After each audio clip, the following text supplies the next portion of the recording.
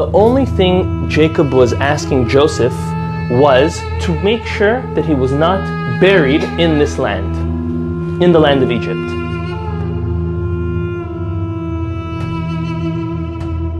Jacob and his family happened to find themselves now in the land of Egypt. Now, the year from creation, or from at least the birth of Adam, is 2238. That's when the famine took place, and that's when the Jewish people migrated from Israel into the land of Egypt. We know that Jacob lived the next 17 years of his life there. And then in this week's Torah portion, we already read about Joseph and his brothers passing away. Joseph being the first of his brothers to pass away. He passed away at 110, and that was in the year 2309. The last of the brothers to pass away, and the one to outlive them all, was actually Levi, the third son of Jacob, and he passed away in the year 2331. Okay, now just so we put stuff into perspective, the Jewish people were supposed to be originally 400 years in Egypt, in exile. Due to God's mercy and his compassion, he narrowed that down to 210 years. So by the death of Levi, that actually leaves us now with only 117 years left in the land of Egypt for the Jewish people. And that's when the years started getting harder. We know it got a little worse when Miriam was born. That's why she was named Miriam Bitterness, right? But these last 117 years were still harder than the rest of the years.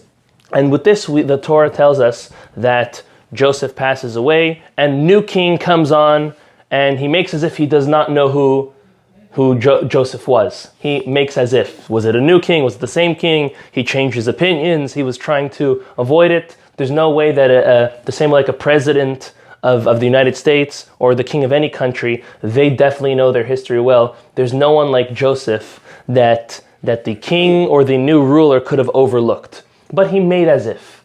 Now he was only able to overlook it once Joseph and all his siblings passed on.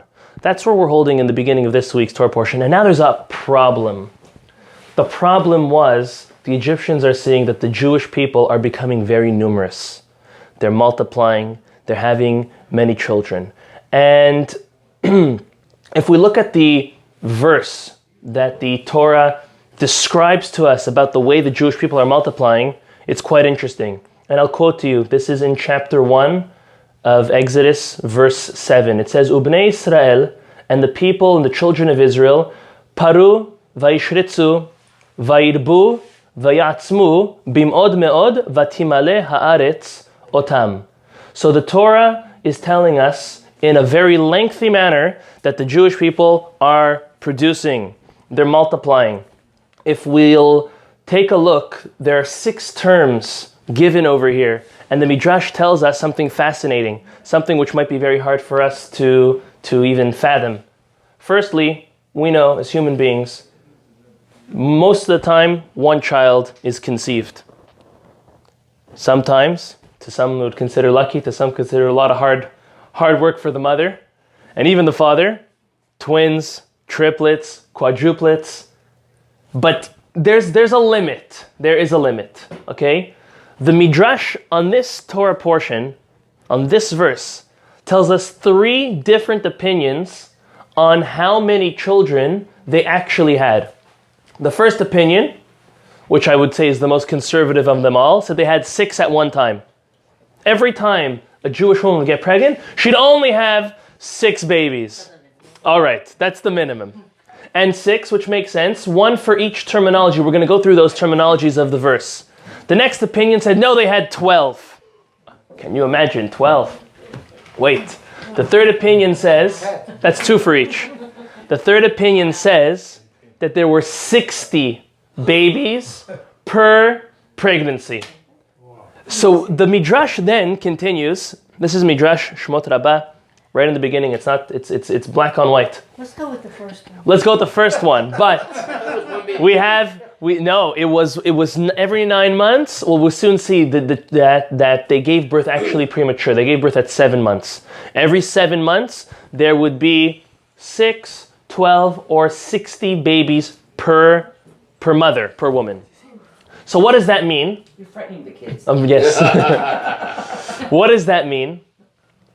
The Midrash continues on to say, don't be so awed by how the women were able to have, even according to the opinion, 60.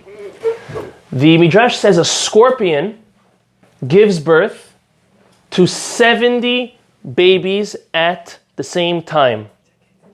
And one of the terminologies, the second, is vaishretzu.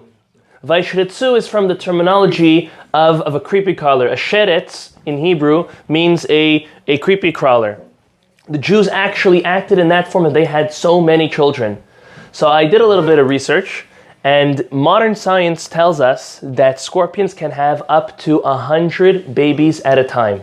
Now, the interesting thing about scorpions is scorpions are not insects, okay? They definitely have some properties of an insect, but they're very different because when they have their babies, they don't lay eggs. They actually are born live and whole, and they ride on their mother's back for a week or two. Is it a week or two or 10 to 20 days? 10 to 20 days until their exoskeleton gets strong and hard enough for them to live on their own. So the Midrash is telling us, don't worry. You might think that might be way too much for the women. Don't worry. Even scorpions can have up to 70. So we just take it as is. Now what we're going to do, and this will get us right into the Zera Shimshon, which is, he has a fascinating chidush, is we're going to look at each of the words of the verse. We're going to translate them based on our basic explanation. And then we're going to see a fascinating novelty the Zera Shimshon gives on each of those steps. Again, there are 6 different aspects that the Torah says about the multiplication of the Jews. The first is, again, Ubnei Israel. If we look in the verse, Ubnei Israel, paru. Paru means they were fruitful. Okay? Fruitful, with seeds, growing. Vaishretzu, as we explained, coming from the terminology of a creepy crawler. They teamed, they were swarming, they were going all over the place. On that, I want to take just a quick pause and say over what I read in Rabbi Samson Raphael Hirsch. If anyone's ever did a little bit of his reading is very, very deep, and he goes into the words and he really explains each word. And he says, if we look at the different types of creatures, he says, believe this or not, based on the importance of the creature is the minimal amount of its offspring at conception and at birth. Meaning, bugs who are less important than something above have many, many, many, many. Fish, animals.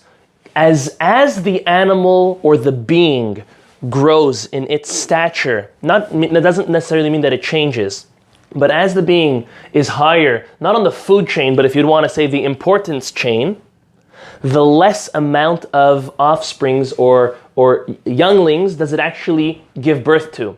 And the reason for this being is because there's a certain amount of strength that a parent has and gives over to its children. The more children it has, the more it has to be divided up into. So as human beings, since we do understand and do know that out of all creatures, we are the greatest of the creatures, we were the last that God created, right? God created man at the end, he saved the best for last. So that's why we have so little. He says, nevertheless, this does not compromise on the importance and the strength of each and every one of the Israelites that were born in Egypt. And that was a massive miracle that God performed. Okay, so that was on that. So again, paru means they were fruitful. Vaishretzu means that they were swarming, literally, like creepy crawlers. The third terminology is vayirbu. Vayirbu means they became very numerous. Even regardless of the conditions that they were living in, they became still very numerous. Vayamtsu means they were strong. They were not only, unfortunately, many of us have seen triplets or quadruplets or even twins being born, and lo alenu, they're a little scrawny. they're a little weak. No, they came out 6 or 12 or even 60, and they were all nice and strong.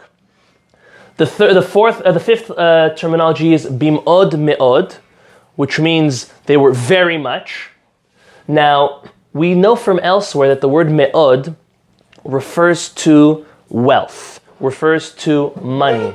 Where do we know this from? Ve'ahavta Hashem Elokecha bechol levavecha uvchol nafshecha uvchol me'odecha. This is the first line in our Kriyat Shema. We are obligated to love God our Master with all our heart, with all our soul, and with all our wealth. Meaning we have to go to no ends to display our love to God. We see from there, since the Talmud interprets me'odecha, which means me'od, as wealth, the commentaries explain that the Jews, not only were they numerous, not only were they swarming, not only were they strong, not only were they multiplying, but they were wealthy. There was plenty for each child. Even if they were born at 60 at a time, there was plenty for each one. And the last, number 6, vatimale aretzotam, that they filled up the whole land. Now they didn't fill up all of Mitzrayim, all of Egypt. They filled up Goshen. Goshen was the secluded area. It would be considered the Jewish quarter in Egypt. In order to have them mingle as least as possible and not to be so much in the Egyptians' face. That's why Joseph did choose for his brothers and his family to settle in Goshen, in order that A, they don't assimilate, and B, that their multiplication and their success and their big numbers would never scare the Egyptians. However, unfortunately, they picked up on it after him and his brothers all passed away. And that's when the Torah now comes and says, Havanit hakema lo, we got to come up with a plan. And this is where the Zera Shimshon starts off, and he says, it's very interesting that the Torah is using no less than 6 terminologies and repeating itself over and over to tell us how numerous the children of Israel actually were. Why did it have to be so repetitive and tell me in 6 different ways, even though we just explained how each one was significant in its own right, but 6 different ways that the Jewish people multiplied? Just tell me 1, just tell me 2. Why 6? So he says, and he brings a different midrash. The midrash tells us that Paro tried many tactics in order to prevent the Jewish people from procreating, from having more children, from multiplying. At first, he made them work harder. Naturally speaking, when a person works harder, especially when it comes to physical labor, they have less time or less strength or headspace to procreate. So that was his first thing. He saw that that wasn't working, so he made another law. He said that they're going to have to work late at night, so late that we're not even going to let them sleep at home. And his intention on doing that was saying that the men are not going to be able to go home to their wives to have children. That's what his intention was. And then he came out with the decree that they're going to need to sleep on the floor. And then he came out with the decree, all the men, not all the men, all the males, all the boys that come out, God forbid, they have to be thrown to the Nile. So all of these tactics, all of these decrees that Paro was getting advice from his advisors what to do for the Jewish people in order to minimize and diminish their multiplication, none of it worked. And the Zera Shimshon says that's why the Torah, so to say, went out of its way to explain in detail 6 different terminologies, 6 different aspects and facets of ways that the Jewish people multiplied. And he goes on and he explains it from the verses itself. He takes each word, the same way as we just did, but he takes it to a deeper level. And I'm sure we're going to enjoy the lesson that I took out from this. The Zera Shimshon says as follows. He says, Paru, Bnei Israel were fruitful. We know the first commandment in our Torah, Joel, is Pru or Vu. We have to be fruitful and multiply. That is the obligation for humanity, specifically, well, it's all humanity, it's not only Jews, to procreate and have children. It's to fill up the land. Paro was coming, the Zera Shimshon explains, to eradicate that from the Jews. Nevertheless, he says, and this is also another midrash, a very famous midrash, that the women, the Jewish women, they were so strong in their faith to God, to the point where the midrash says the whole reason why the Jewish people were actually exiled from Egypt was in merit of the women, the righteous women. It wasn't Moses, it wasn't Aaron, it was the women.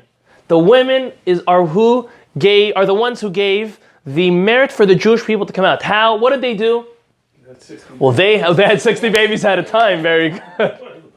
So it's definitely connected to that. It's definitely connected to that. Not only to have 60 babies, to have babies that had to get pregnant. How were they able to get pregnant if they felt like every child that they're going to give birth, at least the boys, if not more, were going to be killed, and the Egyptians were going to work them hard, probably have miscarriages.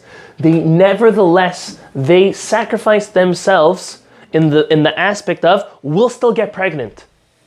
And what happened was since they weren't able to be together at night, they would be together in the fields during the day, obviously secluded in a dignified and tzniut way, but that's the only way that they would be able to get pregnant. They had no option at night. The men worked all night, they were not allowed at home at night. Nevertheless, they sacrificed that danger, that discomfort in having children in the field in order to continue the Jewish race, in order to grow and multiply the Jewish population. So Pru, it says here, Ubnei Israel Paru, they were fruitful, they put their lives on the line in order to fulfill the mitzvah of Pru Urvu.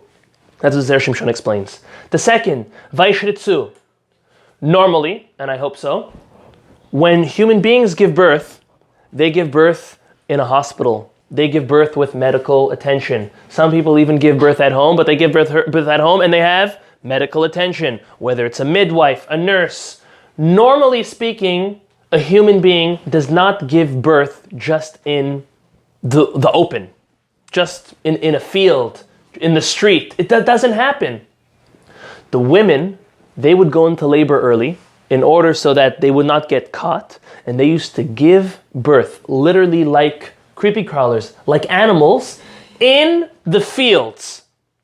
So that's the terminology of Vaishritzu, like a scorpion, like a creepy crawler, like an animal. They were self-sufficient in the fact that they gave birth to 6, 12, or 60 children all by themselves.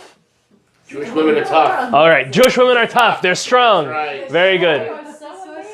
Wait, it continues more. Number 3, Vayirbu, it says. Vayirbu, nevertheless, regardless of all of these traumatic and hard circumstances and situations, nevertheless, they still kept on going and going and going, having more children and more children and more children. Number 4, this one might be very interesting. Vayatzmu. Vayatzmu means to make strong.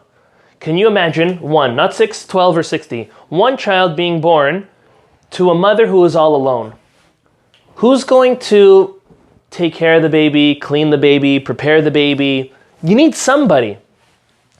The Zera Shimshon tells us, and this is also another midrash, that there were actually angels who came and who cleaned the babies and beautified the babies in order to bring them to their mother. It was a beautiful experience. It was an experience full of belief and hope and faith in God, literally speaking.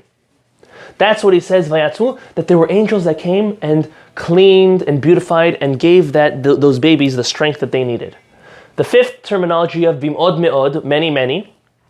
Why is it even doubled?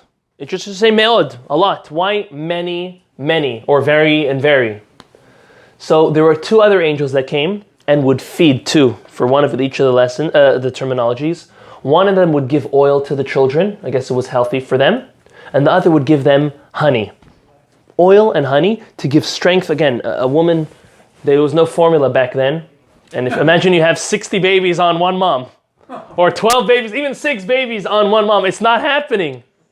So the angels came and they fed them the oil and the honey in order to give them the strength that they needed for that first boost.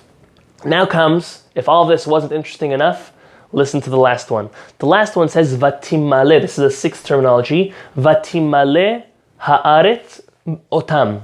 That the land was filled up with the babies. The Zera Shimshon, again, from another midrash, tells us that the land actually opened up and swallowed the babies inside the land, giving them the nutrition and the protection that they needed, which their mothers were unable to tend to. So the Zera Shimshon gives all of this. He takes all six of these terminologies. He explains each and every one, as we just did. And he says, you know why the Torah went out of his way to explain it in six different ways, to show us how many miracles God did just in order for the Jewish people to multiply and to continue. Which is absolutely beautiful. Now here's a lesson I wanted to take from this. And this is very applicable to all of us. We're all parents, or soon to be parents, or children, however you want to look at it. Grandparents, I'm not going to look at anyone specific because we're all young in here. But as parents, and this is a very hard lesson, this is something which we will agree to, very hard to act on, and it's kind of like a slap in the face. And to all of us, including myself, I would say I put myself, unfortunately, the one who deserves the biggest slap. Listen to this.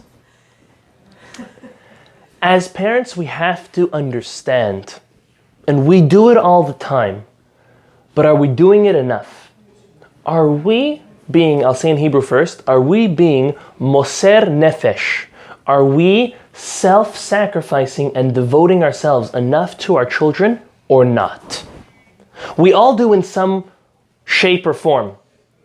Whether it's time, monetarily, emotionally, we are all there for our children in some way or another, some more than others, but nevertheless we're there for them. The question as parents we have to ask ourselves, it's a very hard question, are we doing enough of it?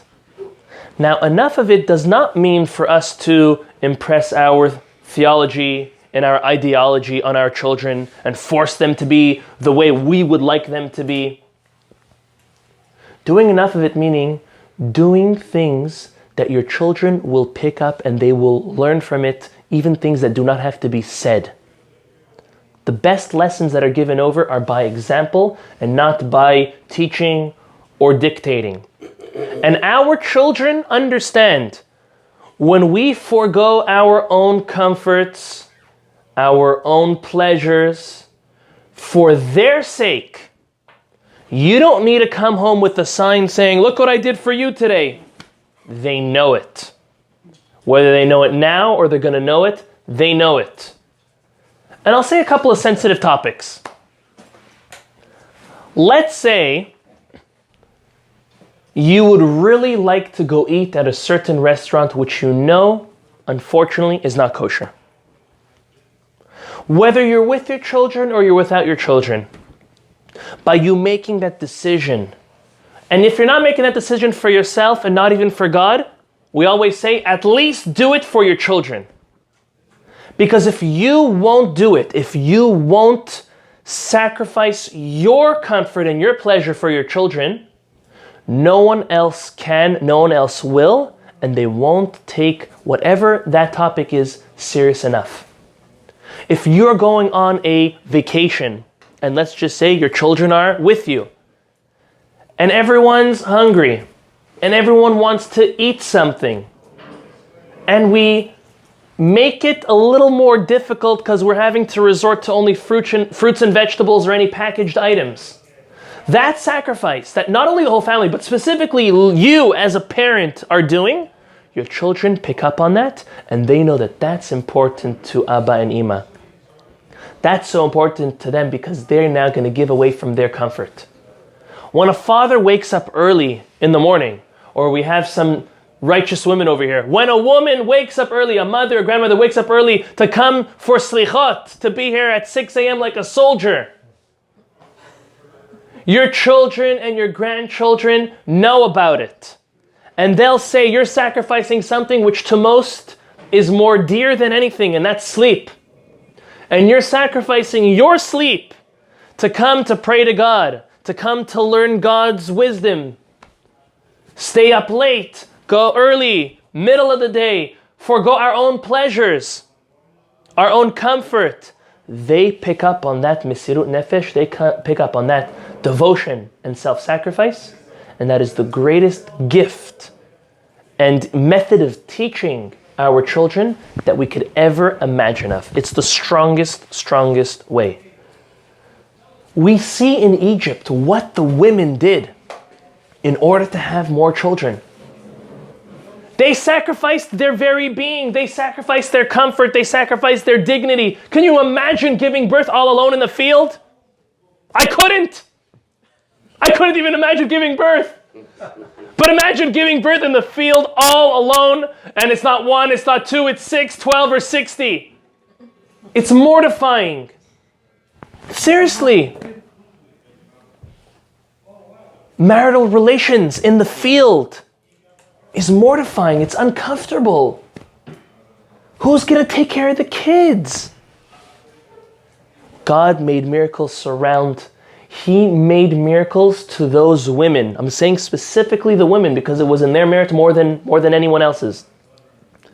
He made at least these 6 that we spoke about and many, many more miracles in order for these women to have children and give birth to the children, because they went above and beyond. They put their life, they put their comfort, they devoted themselves, they sacrificed themselves in order for their children. We today, in 2018, when we sacrifice ourselves and our comforts for our children, that'll be the best investment we can do. It's not easy. That means the type of vacations we take, the school we send them to, no matter how much it costs or doesn't cost, the environment we create for them at home, their social circles. And we can't wake up when it's too late. We can't wake up when they're 15, 20, 25, 30, 35. I'll never say it's too late, because we never give up or never say it's too late for anybody or anything. Rabbi Akiva was 40 when he was learning Aleph Bet. So did Rachel, his wife, give up on him? No. How could we give up on our own children, God forbid? Never. We could never. But the earlier you start and the more devotion and self-sacrifice you do for your children's spiritual and Jewish and Torah education well-being, you will see those fruits faster and more successful than others. It's a strong concept we learned from this week's Torah portion, from the devotion and the self-sacrifice those women did. And we hope that we take the lesson. All these stories were told for us for a reason. They were not told for us to amuse us or to entertain us. That's a fringe benefit. The most important reason is in order for us to learn. Sometimes people, this will get us into the next topic. Sometimes people spend time on everybody and everything and not their own children. And that's where we have to stop and say, am I doing enough as a parent? Now, we're not supposed to beat ourselves up over it, but we should at least pause and analyze. If this whole chidush was just enough to make us pause and think, and maybe add one aspect of patience, one aspect of time, one aspect of interaction with our children in a new dimension, it would have been worth it.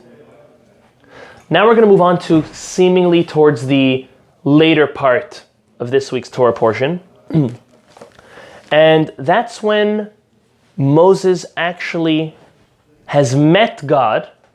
God has appeared to him for the first time in the form of a burning bush, and commands Moses, now you go to Egypt, you will speak to Pharaoh, and command him to let my people go. Moses was 79 when he met God, when God appeared to him.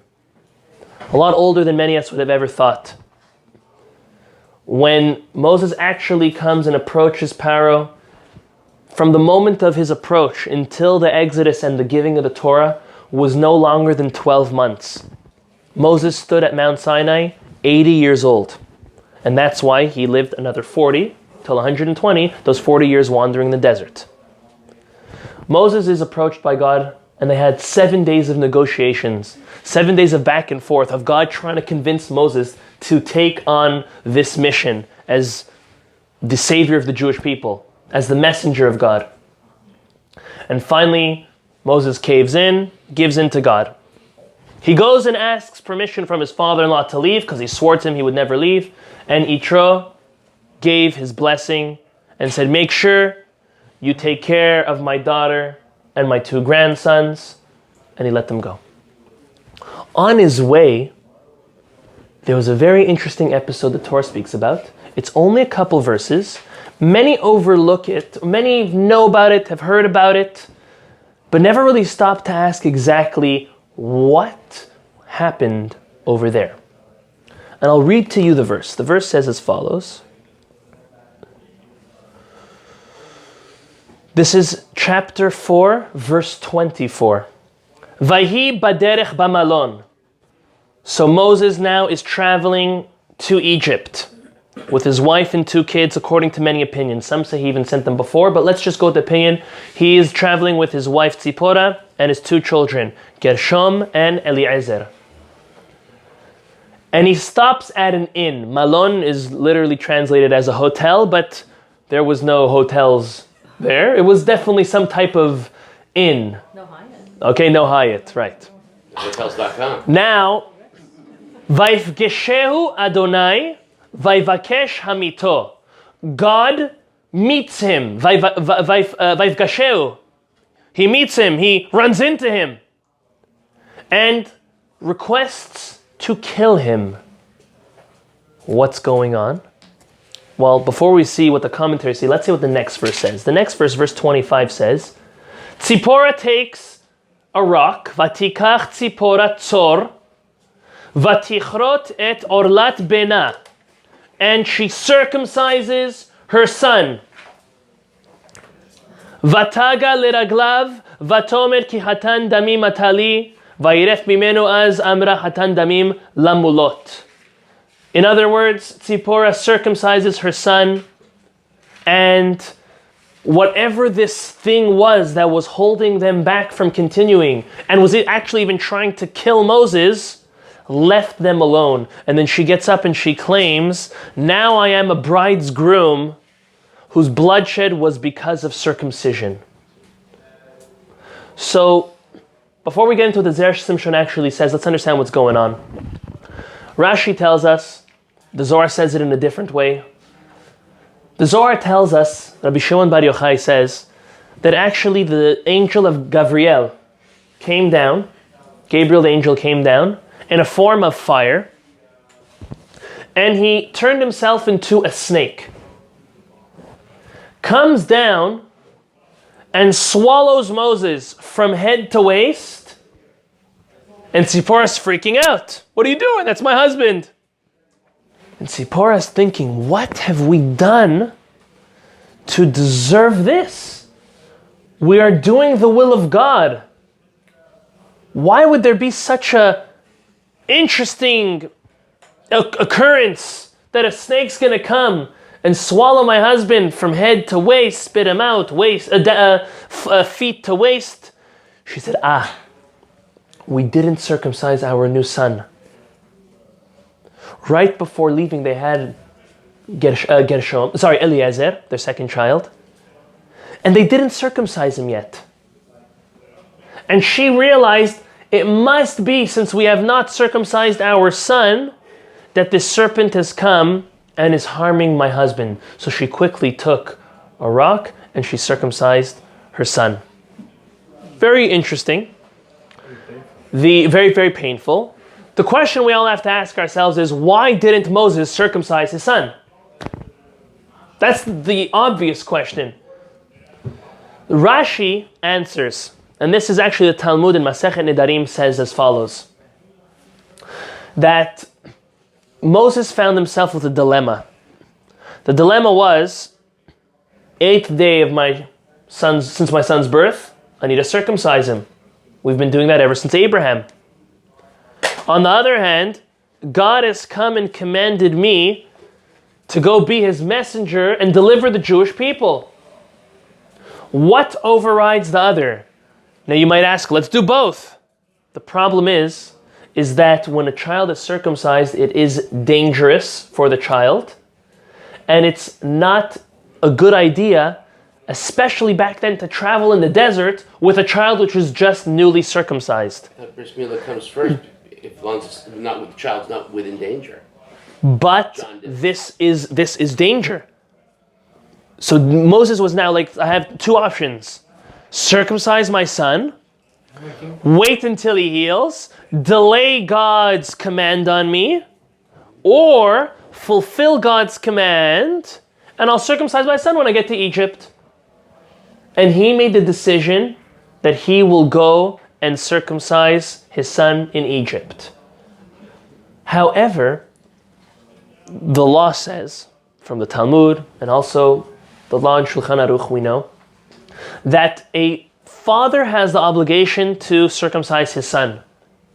However, if the child is not circumcised, the sin is on the child, not on the father. Now, the sin could only be on the child, not only every moment, but most importantly when the child's old enough to circumcise himself or to seek someone to circumcise him. But it should not be Moses it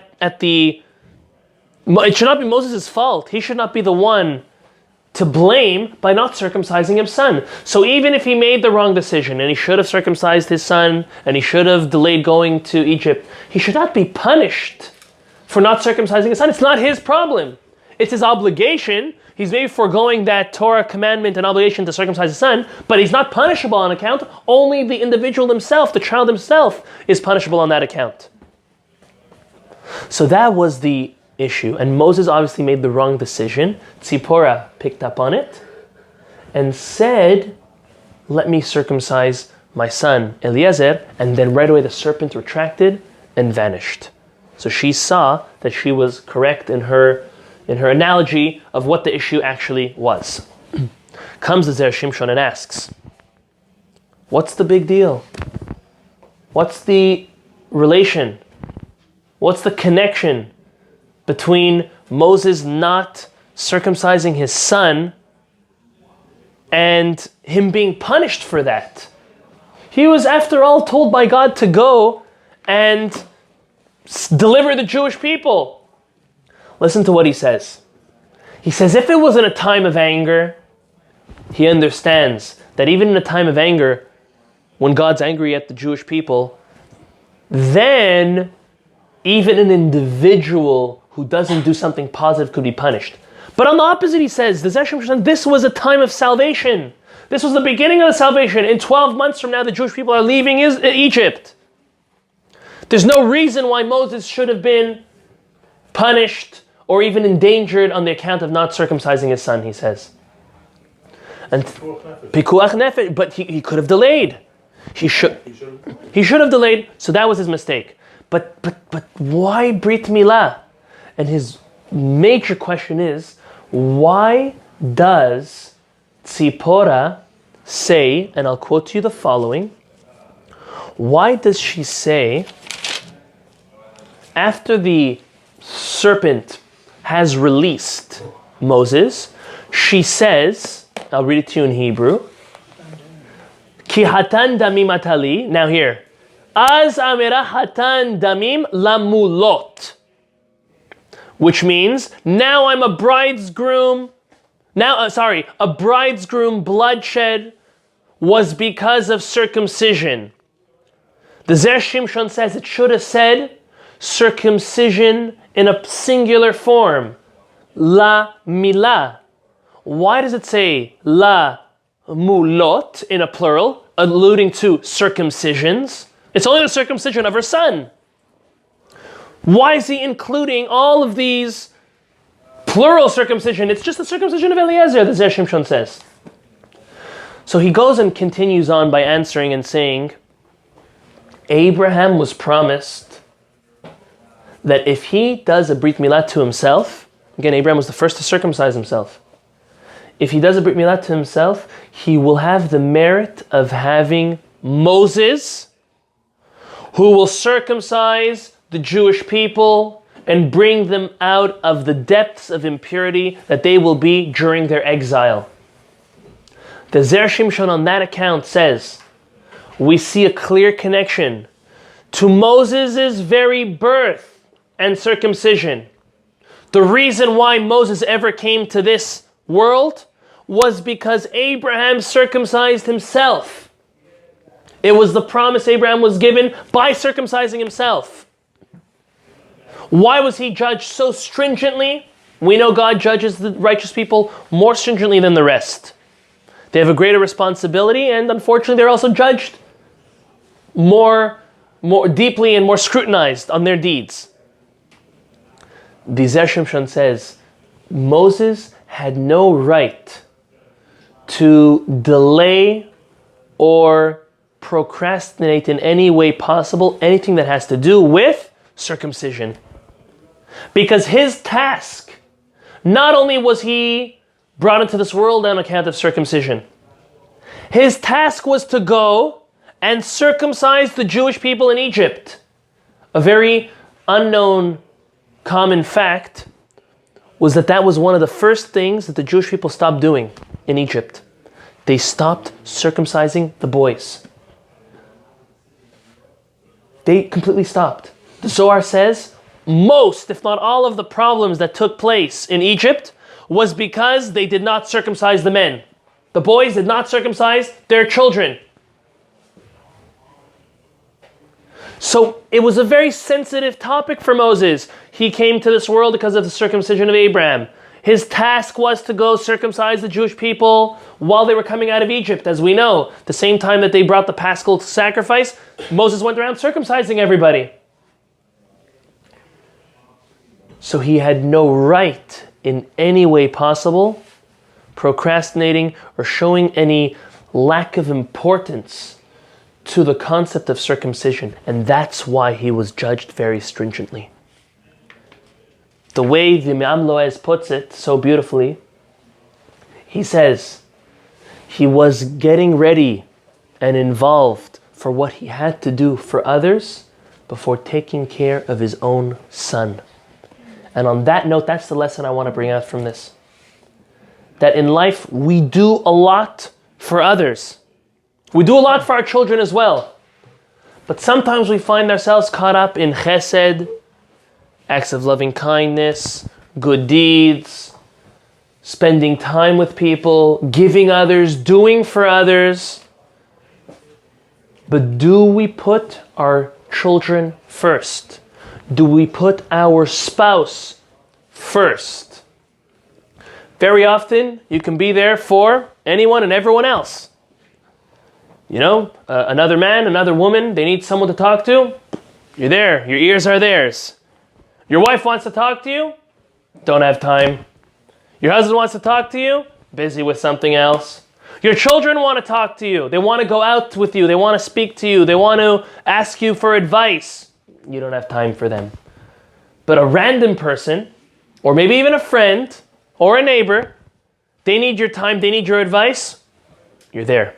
You're available right away. Why is that? Answer is it's wrong of us. We need to, and I'm talking to myself more than everybody, we need to put our family first. We need to put our children first, our spouses first. As we're always reminded, who will be there for us as we grow old? It will not be your employer. It will not be your employees. Most probably will not be your friends or your neighbors. It will be your spouse and it will be your children. That is the everlasting relationship we need to invest in more than any other relationship. Moses, at his great level, overlooked that point. This is not the only account he overlooked it. Later on, we don't see any mention of Eliezer and Gershom.